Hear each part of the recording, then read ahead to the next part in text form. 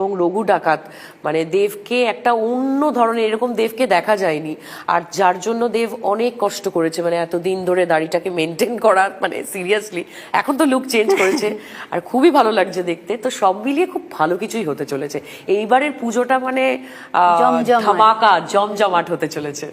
আমি কথা দিচ্ছি সামনের পুজোয় রঘু ডাকাত নিয়ে আসবো এবং চেষ্টা থাকবে যে বাংলা ছবি ইতিহাসে এমন ছবি হয়নি, সেটা আমরা রঘু ডাকাতের মাধ্যমে নিয়ে আসবো।